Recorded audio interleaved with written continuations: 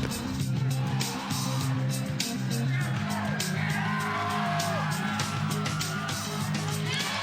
by Hayes. Now the ball pops loose, and Maple Grove's going to have it. Right out in front, they score.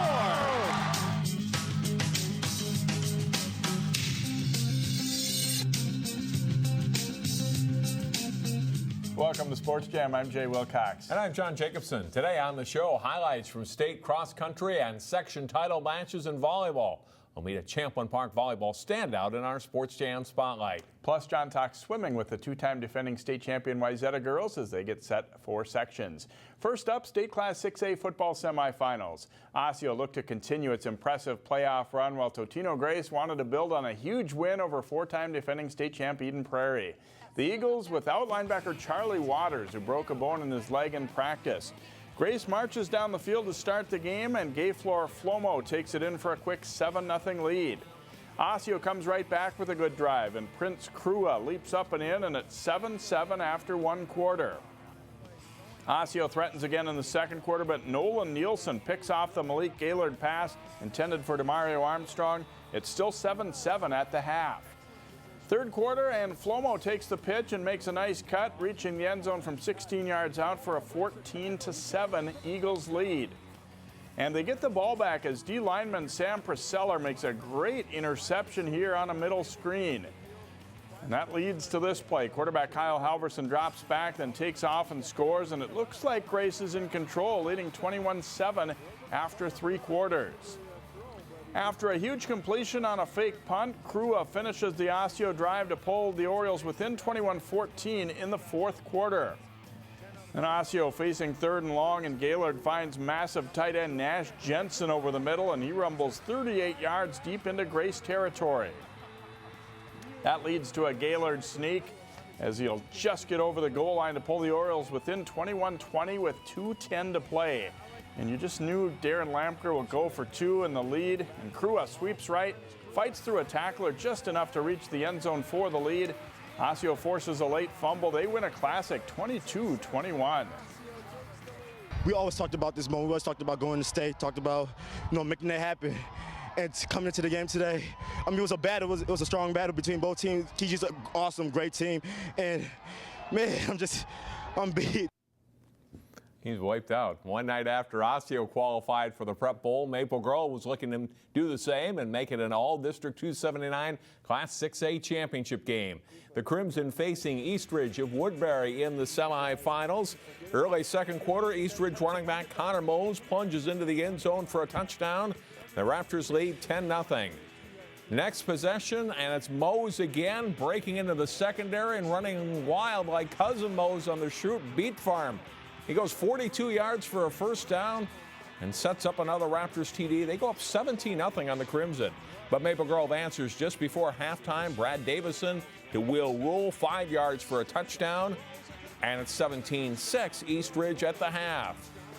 Third quarter, after the Crimson's Logan Newell recovered an Eastridge fumble in the end zone, it's Davison to Isaac Collins, who beats the one defender in coverage. He sprints 80 yards for a touchdown, and it's 17-12. Late in the third quarter, Davison keeps the ball. He'll run it in from 4 yards out. And after making a two-point conversion, the Crimson lead 20-17. Eastridge answers in the fourth quarter. It's Dominic London calling for a 16-yard TD run, 175 yards rushing for the junior, and the Raptors are back in front 24-20. Same score, final play of the game. Maple Grove backed up on their own 22-yard line. Davison throws it up, and Jared Martinson with a great leaping catch at the Eastridge 40-yard line. He breaks free running to the end zone before his tackle at the Eastridge 12-yard line. Game is over. Maple Grove loses a heartbreaker in the semifinals again for a second straight year, 24-20. The final. So it's Osseo and Eastridge playing for the 6A title in the Prep Bowl. That game is scheduled to kick off at 7 o'clock Friday night at TCF Bank Stadium. We could not have asked for more exciting games in those semifinals than what we had. Yeah, fantastic. Of course, everybody in this area really hoping for that Osseo Maple Grove championship, but two really good games there. We've had some really good playoff games this year too. Some years it seems like there's been some, some routes in the playoffs, but boy, this year there've been some great games. Yeah, the 32 teams in 6A has worked out well. I think overall for the football season that district scheduling worked out too for the regular season. Let's move on now to cross country, where the top runners in Minnesota gathered Saturday for the state meet. Like most years, we had a strong local presence at the meet. The girls off first at St. Olaf College in Northfield. Bethany Haas of Alexandria, the state AA champion, with a time of 17 minutes, 32.2 seconds. Her twin sister Megan isn't far behind, taking second place. Our top local finishers are Hopkins' Jenae Alderson in 22nd place and Wayzata's Michaela Keller-Miller in 23rd place. In the boys' race, Hopkins bidding for its first state title since 2002. With a couple of runners on his tail, Wayzata's Jarrett Carpenter sprints to the state title. His winning time, 15 minutes, 26.5 seconds. Maple Grove's Alex Miley fades near the end. Hopkins' Seth Eliason outkicks him for 6th place. Owen Haith takes 10th place for the Royals. They finish strong in this race with several runners in the top 15, and they win the team title. We haven't had a state title for 13 years after today, and I know a lot of the guys that actually were on that team came to watch us today, and it was really fun to be able to share this with them too. Especially actually in the lower bottom JV guys, those are kind of the guys that drive me the most, because they're guys who aren't ever going to compete here, but yet they're still giving it their all every practice, so it makes us give it more than our all for every practice and race. So I owe it a lot to them. Hopkins races very well to capture the boys' title with 34 points, well ahead of runner-up Washburn. Stillwater is third and Bemidji fourth. 4 local runners placed in the top 10, led by Carpenter's championship win. Edina takes the girls' AA title, their first in cross country, followed by Marshall, Wilmer, and Wayzata. Not quite as much success locally on the girls' side, with Anderson and Keller-Miller cracking the top 25. Rex Morgan Richter placed second in the Class A girls' race. Great day for some local runners there. Yeah, I know, John, you got a chance to meet the Hopkins boys a couple weeks back, and they followed through and pulled through with that championship. Straight ahead, highlights from state soccer plus section volleyball as 3 area teams qualify for state. Welcome back to Sports Jam. The top 2 volleyball teams in the area have been top 10 teams all season. Champlin Park and Wayzata met up for a spot in the state tournament. Third match of the season between the Trojans and the Rebels in the 5-3A final. First set, and Wayzata junior Kate Berg hammers home a Rebels overpass, one of 22 kills for her on the day. Anna Kate Gross blocks Jenae Alderson's attack for another Wayzata point. The top-seeded Trojans win the first set 25-22. Better play by the Rebels in the second set. Marissa Vattendahl-Vidal with a kill into the corner gives Champlin Park a 13-10 lead. Izzy Ashburn sets the ball outside to Sydney Hilly, who goes cross-court for the kill. Rebels win the set 25-21. All the sets are close, and Champlin Park takes the third one as well. Again, Ashburn to Hilly for the kill. Rebels are up 2-1. And it looked like they might close this one out in 4. Ashley Weimerskirch with an ace puts the Rebels ahead in the 4th set, 14-10. But the Trojans rally. Morgan Baufield blocks Hilly's attack, and Wayzata is back to within 2 points.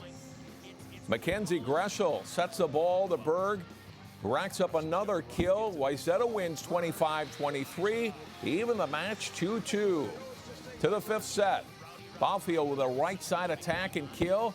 Wayzata scores the first 3 points of the set. Back come the Rebels. Maria Claflin and Allie Miller block Berg's hit, and Champlin Park is up. And they close it out on this point. Hilly passes to Ashburn. Back to Alderson, whose kill gives Champlin Park the win in 5. After 2 regular season losses to Wayzata, the Rebels are headed to state.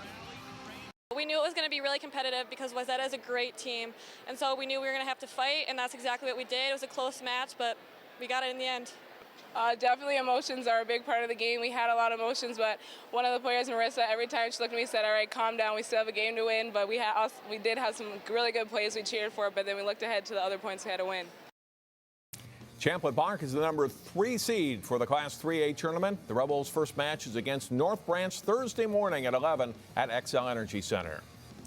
In Section 6-3A, Hopkins was aiming for its first section championship since 2007. The Royals facing number 1 seed Minneapolis Washburn in the final. Hopkins is on the right, and they set it to Jasmine Martin for the big kill as the Royals try to overcome a slow start in set 1. But Washburn leads throughout most of the set. Sydney Miller sets it to Rachel Stark for the middle attack. The Millers win 25-21. Second set, and Hopkins recovers after Martin's hit is blocked. Then Martin gets a block of her own with good hang time here as the Royals take the lead. Tara Lee sets it left side, and Amanda Gans delivers a hit off the block as Hopkins takes the second set 25-21 to even it up. Off the Washburn serve, Lee gets the ball to Greta Werner for a hit down the line for a kill, and Hopkins takes the third set 25-19 for a 2-1 lead. And here's match point. After a Hopkins block, the Millers have a hitting error, and Hopkins advances to the state tournament, beating previously unbeaten Washburn in 4. We just knew we could play the way that we have been this whole season. We knew we could keep up with them and just play the way that we know we can play. No easy draw for the Royals as they will face top seed Prior Lake in the quarterfinals. That's Thursday morning at 9 at the XL Center. Totino-Grace moved to Section 4 3A of the season. The Eagles advanced to the section final. Totino-Grace meeting Roseville in the section title match. Set 1, Brooke Shearman with the kill between the blockers for an Eagles point. Roseville attacks here, but Abby Holscher gets the block for Grace in a tight opening set. The Raiders go on a run, though, and Sarah Haynes' kill gives Roseville a 25-21 win. Good defense by the Raiders in set 2. Aliva Garvey gets the block for a point at 17-12. Grace gets it down on the kill by Shearman, but Roseville wins set 2 25-20 on the kill by Hayne. Grace comes back strong in set 3. Olivia Kruger gets the kill. And then Eliza Dolly splits the defenders with a beautiful shot for a 17-14 Eagles lead. On set point, Shearman hammers it down, and Grace wins 25-20. Roseville builds a lead in set 4. Garvey's kill makes it 16-8. And then on match point, Garvey's hit gets down, and Roseville area wins 3-1. They go to the state tournament. The Heritage Christian Academy volleyball program has been pretty solid for the past several years, but the Eagles had never qualified for the state tournament. They look to change that as they face Legacy Christian for the Section 4A title. Heritage is on the left, leading 1-0. Margaret Wetterstrom tips around the Legacy block for a 12-10 lead in set 2. Off the Legacy serve, Maddie Torvey sets outside to Bella Leon for the hit down the line for the point. It stays close, but the Eagles maintain their lead. On set point for Heritage, Kara Smith goes down the line to get the kill as top seed Heritage wins at 25-19 to go up 2-0 over Legacy. Third set off the Legacy serve, Torvey with a quick set to Leon for the kill, and Heritage grabs a 14-11 lead. Jenae Fugelstedt is unstoppable in this one, hammering it straight down for a 23-16 lead for the Eagles. And here's match point. Leon will do the honors for Heritage as they play a strong match, getting the sweep of Legacy 25-18, 19, and 19 to win the Section 4A title and advance to state for the first time. Oh, it's such an honor. We've worked so hard all season. We've played some great teams in preparation for this match, so we're so honored to have completed our mission this season. Heritage is the number 4 seed for the Class A tournament. The Eagles meet number 5 seed Verndale in the quarterfinals Thursday at 1 o'clock. So they've had a great season, as have the other 2 teams that are advancing to state, and interesting matchups, I think, in that first round, too, at state. Champlin Park playing a great match against Wayzata. 2 terrific teams, a tough loss for Wayzata. Hopkins coming on strong and coming through a section that perhaps not quite as tough this year, but got over some mid-season injuries and into the state tournament. They do get, as you mentioned, a tough draw, though, against Prior Lake coming up Thursday. Yeah, an exciting time for all of those, and a lot of fans who will be going to tournaments that maybe haven't been there so much before, with the exception of Champlin Park, obviously was there last year, too. Well, 2 local squads played in championship games in Class A soccer, including the Breck boys. The semifinals, they were matched up against St. Thomas Academy. Breck strikes Jack Johnson's corner kick, redirected by Grant Opperman for a 1-0 lead. The Cadets come hard early in the second half. Breck goalie Hudson Hacker dialed in. The Mustangs freshman stops everything that comes his way. And with less than 3 minutes to go, Breck's Avi Yeller ices it for the Mustangs. Here's his goal. They go to the state championship game for the first time with a 2-0 win. In the final, Breck against Orono for the Class A championship. Midway through the first half, Breck's Eric Smith shot headed in by the Orono defender. An own goal, and the Mustangs lead 1-0. Spartans would tie it later in the half. No scoring in the second half. And in overtime, Orono's Alex Kill elevates here to get the header goal off the Spencer Overturf corner kick. And the Spartans win in the 84th minute. Orono wins its first state championship in boys soccer. The Benilde girls advance to the Class A final as well. The Red Knights facing Orono for the championship, tied at 1 in the second half. The Red Knights' Sophie Rue crosses the pass in front. It'll come to number 4, Alexa Tatterin, who chips it into the Spartans' goal. And it's 2-1 Red Knights. Just a couple of minutes later, Amanda Cassidy nets another one for Benilde to make it 3-1. Each team scores once more, and it's Benilde St. Margaret's winning their 3rd state title in 4 years. 4-2 Red Knights, the final. Our main goal in the beginning of the season was to win state first of all, and then, this was probably the biggest game of the season. Orono is our biggest rival, so beating them 4-2 was probably the best game of my life. Great showings, Jay, for both Benilde and Breck. That's right. When you're playing on that last day of the season, it's an exciting thing. Maybe a little bit of surprise for Breck. They were thinking this might be somewhat of a rebuilding year, but get to that final, and obviously Benilde, what a great dynasty they've got going. Next up in our Sports Jam Spotlight, meet a Champlin Park volleyball standout who will play in this week's state tournament. As we saw earlier, Champlin Park is back in the state volleyball tournament for a 2nd straight season. In this week's Sports Jam Spotlight, we meet a Rebels senior who is a driving force for the team on and off the court. As her high school volleyball career comes to an end, Champlin Park's Jenae Alderson has some special memories. Probably the best memory has to be last year. State first game. Even though we lost, it's still one of the best games I've ever played, and I wouldn't change it. I'd go back to lose again if I could. Alderson from Hilly for the kill. We always are a family, so no matter what, I'll always remember these girls this year, last year, 2 years before, and it's just awesome to have a Rebel family like that. A 4-year varsity player, Alderson earned 3rd team All-Metro honors this season and is a dynamic hitter. Her playing skills are very noticeable, but something else sets Jenae apart, that ever-present smile. Probably natural. As I grew up, a lot of people just said it's my smile, and I really didn't know what the impact was of every compliment I ever got. It's just, you always are smiling, so it's kind of natural, and kind of always making sure I do it no matter what, but mostly natural, and it's kind of cool to have my teammates know that I'm okay. Even when I'm not, it's just a habit to smile after a bad play. Overall, I think it's not physically what she does best, but mentally, she keeps everyone positive. She is encouraging all the time, and I think that's the biggest asset to her game. There's not been a day that she hasn't had that big bright smile on her face, and that's just great for her teammates to look over and say, hey, it's okay, Jenae's smiling, we're good.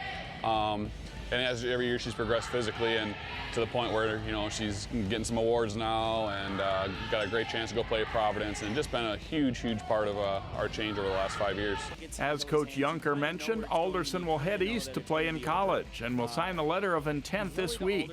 Providence College in Rhode Island. It's probably one of those things my dad always said.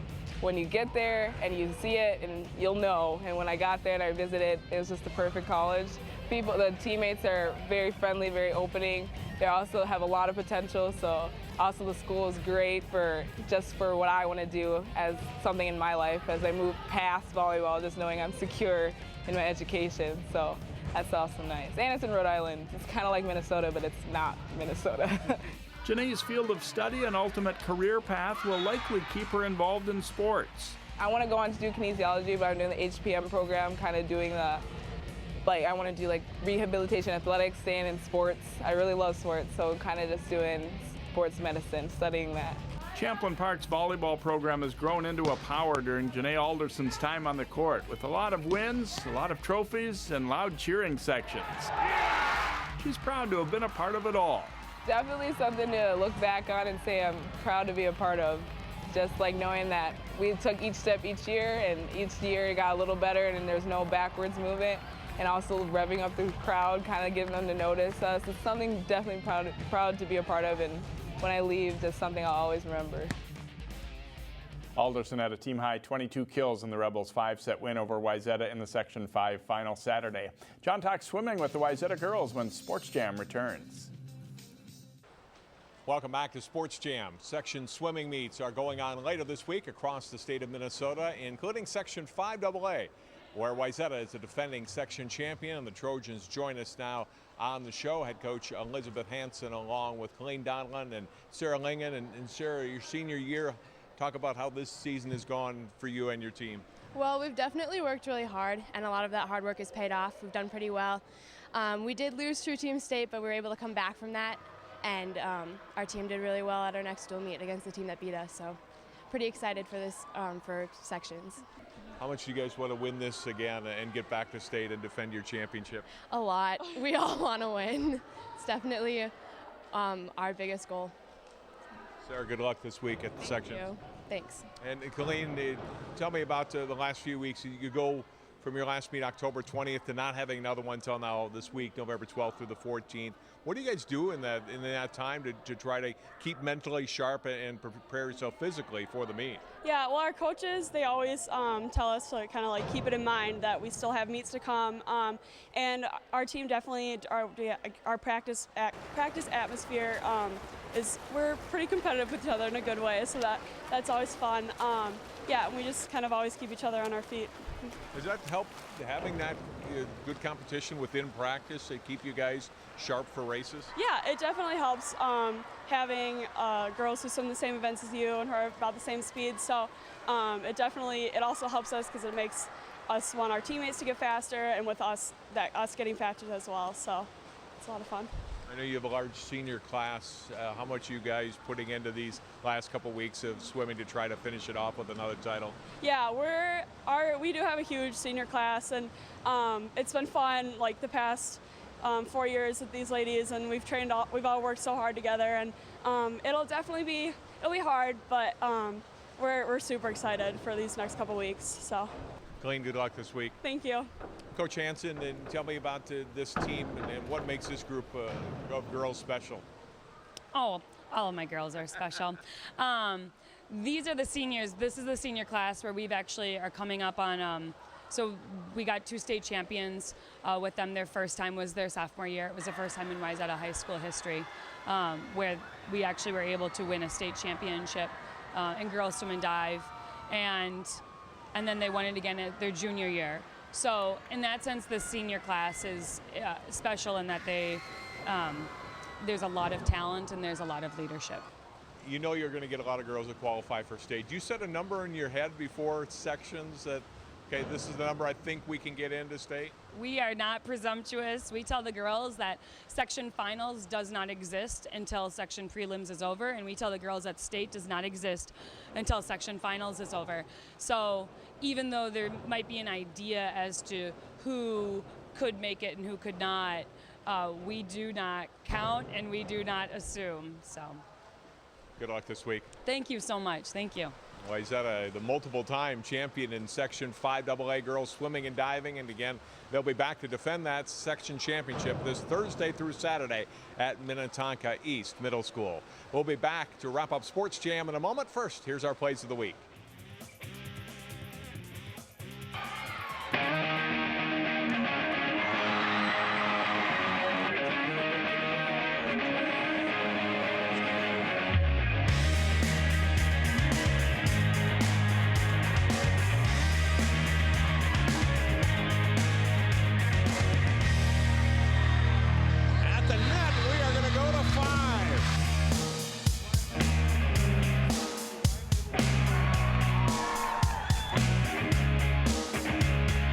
And that will do it for this week's show. See you next time here on Sports Jam.